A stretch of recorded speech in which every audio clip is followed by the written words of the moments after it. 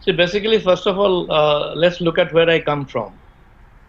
Uh, I've had a long span in my career, about 35, more than 35 years, and done substantial work on in the field of architecture, planning, and cities in general. And I've done, for example, started and initiated a project for UN Habitat way back in 1983, which has now become a major intervention mode to inner cities uh, across the world. And but what I realize is that the practice has to go beyond just delivering services to looking at critically looking at what is it that we are doing, how do we impact society, and to look at current development processes and what is doing to the cities. And unless we contextually locate ourselves, our contribution to the cities and to the field of uh, planning and public spaces would be very limited.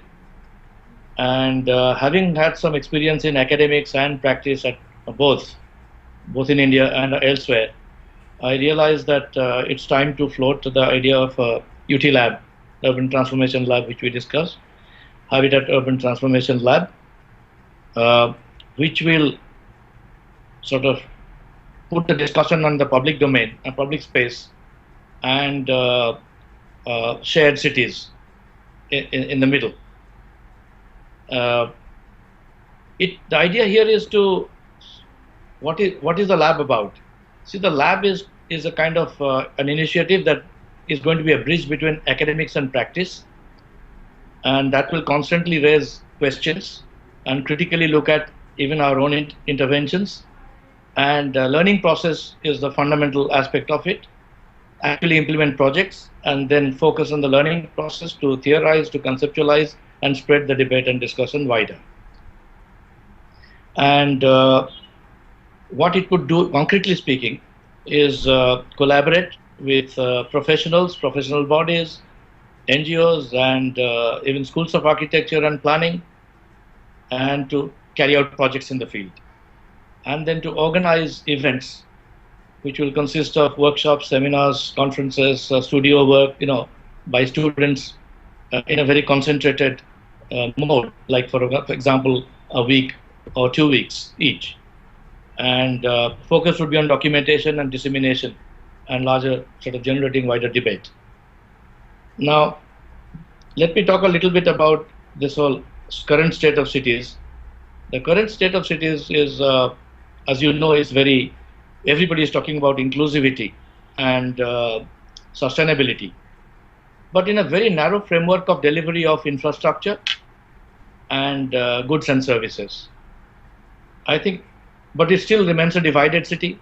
There are still people living segmented into different parts of the city, living apart, and the public domain is pathetic. Nobody looks at it. The rich sometimes withdraw from the public domain to have their own gated communities, and the public domain doesn't appeal to the poor because it doesn't represent their sensibilities and in fact intimidates them. And you have parts of cities which are swanky and kind of largely well provided for, and other parts of the city which are in an extremely pathetic condition. Now, this sort of difference is very hypocritical, and I think there has to be some kind of minimum sort of standard that we should look at. And I believe that the other aspect of it would be that all of us are now talking about global cities, globalization, and how it will impact us, and smart cities.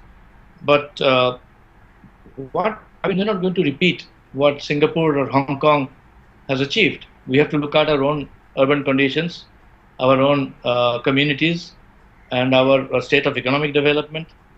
And we have to also look at our own specific urbanities, lifestyle. And those are glossed over, and everybody is now chasing a single dream of a global city as an image of, that will resemble Singapore or Hong Kong. Now, that's not the issue here. The issue is here